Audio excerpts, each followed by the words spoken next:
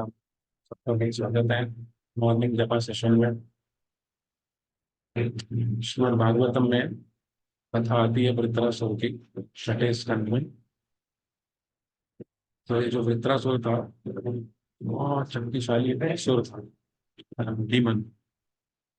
और उसने स्वर्ग पर आक्रमण किया देवताओं पर। तो इंद्र आदि देवता, उन्होंने अपने अस्त्र शस्त्र वृत्रासुर पर फेंके, लेकिन वृत्रासुर उनको उल्टे हाथ से पकड़ के खा गए। तो इतना शक्तिशाली था। तो ये लोग घबरा गए, सब देवता लोग, कि भाई इसका क्या करें। इस पे तो स्वर्ग के अस्त्र शस्त्र काम भी नहीं करते। वो सब भगवान विष्णु के पास जाते हैं। भगवान विष्णु उनको कहते हैं कि आप दधीचि मुनि के पास जाइए, वहां से आप दधीचि मुनि से आपको वज्र देंगे। तो दधीचि मुनि से इंद्र को वज्र प्राप्त होता है। और भगवान विष्णु ने ये भी कहा कि इस वज्र से ही बस वृत्रासुर को मारा जा सकता है, नहीं तो वो नहीं मरेंगे। बहुत शक्तिशाली है, केवल इस वज्र के द्वारा ही मारा जा सकता है, और ये वज्र आपको दधीचि मुनि से प्राप्त हो। तो इंद्र और बाकी सब देवता और दधीचि मुनि के पास जाते हैं, से वज्र प्राप्त करके, और फिर से आके वृत्रासुर को चैलेंज करते हैं, चुनौती देते हैं युद्ध के लिए। तो फिर से युद्ध शुरू होता है। इस बार इंद्र और वृत्रासुर आमने सामने होते हैं। तो वहां पर इंद्र वृत्रासुर को अपने गदा फेंक कर मारते हैं। वृत्रासुर अपने उल्टे हाथ से गदा को पकड़ लेते हैं, और वापस इंद्र का जो वाहन है हाथी ऐरावत, उसके ऊपर फेंक के मारते हैं। तो हाथी एक दिशा में जाके गिरता है, ऐरावत, इंद्र दूसरी दिशा में जाके गिरता है, और इंद्र की जो गदा है वो तीसरी दिशा में जाके गिरती है। और इंद्र पूरी तरह से हताश हो जाता है, बड़ा निराश हो जाता है कि भैया इसका क्या करें। इसका इसके आगे तो हमारा गदा भी नहीं चली। तो वहां पर वृत्रासुर एक बहुत महत्वपूर्ण बात बताते हैं। वो इंद्र को बोलते हैं कि वो इंद्र, देखो तुम्हें भगवान विष्णु ने वचन दिया है कि इस वज्र से मैं मारा जाऊं, और तुम्हें विश्वास नहीं, तुम्हें भरोसा नहीं है भगवान के शब्दों में। वज्र को उठाओ और मुझ पे आक्रमण करो। तो इंद्र इतना ही तुम हताश और निराश हो जाते रहे कि वो उठ ही नहीं पाता है, वहीं पर ही लेटा रहता है। उसकी हिम्मत ही नहीं होती आगे कुछ करने की, इतना निराश हो जाता है। तो वहां पर वृत्रासुर इसको प्रोत्साहन देते हैं, उत्साह देते हैं कि अरे तुम उठो, भगवान विष्णु ने तुम्हें वचन दिया है, भगवान विष्णु ने बताया है कि इस वज्र से मेरा वध होगा। वज्र को उठाओ और मेरा वध करो, ये मार दो।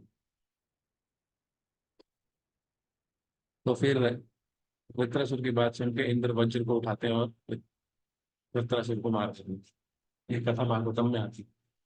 वहां पर श्रीला प्रभुपाद बताते हैं बहुत अच्छी बात, कि जैसे भगवान ने इंद्र को वचन दिया था कि वज्र से ही वृत्रासुर मारा जाएगा, ठीक उसी प्रकार भगवान ने शास्त्रों में, वेदों में और आचार्यों के माध्यम से हमें बताया है कि भगवान के नाम में उन्होंने पूरी शक्ति निहित कर दिया। नाम नाम अकार्य बहुधा निज सर्वशक्ति। हमारी सारी समस्याओं का समाधान इसमें है, हमारी जपमाला में। कि जपमाला हमें गुरु से प्राप्त हुई है, महामंत्र गुरु से भगवान से प्राप्त हुआ है। और हम भी कभी कभी हताश निराश हो जाते हैं, सोचते हैं कि कुछ होने वाला नहीं, लेकिन भगवान का वचन है। हाँ, भगवान ने गीता में, भागवतम में वचन दिया है, सततम कीर्तयन् तो माम यदं तश्च दृढ़व्रता नमस्यन्तश्च माम भक्त्या मृत्युक्ता उपासते मन मना भव मद्भक्तो मद्गज माम नमस्कुरु ममे विश्वसि सत्यं च प्रतिजाने प्रियोस्यम्। भगवान ने वचन दिया है कि कोई भी मेरी भक्ति करेगा, मुझ में अपने मन को लगाएगा, मुझे प्रणाम करेगा, मुझे नमस्कार करेगा, मेरी पूजा करेगा, तो मेरे पास आएगा, इसमें कोई संशय नहीं है। तो किसी भी भक्त को अपने जीवन में कभी भी निराश नहीं होना चाहिए, आशा नहीं होनी चाहिए, क्योंकि भगवान की प्रतिज्ञा है। और जैसे इंद्र ने वज्र को उठाकर वृत्रासुर का वध किया, उसी प्रकार हमें भी अपनी जपमाला को उठाकर भगवान का नाम जप करना चाहिए, कभी भी निराश नहीं होना चाहिए अपने जीवन में। हरे कृष्ण कृष्ण कृष्ण हरे हरे, हरे राम राम हरे। ये भगवान के वचन है, हमारे आचार्यों के वचन है, इसलिए ये कभी भी झूठे नहीं होंगे।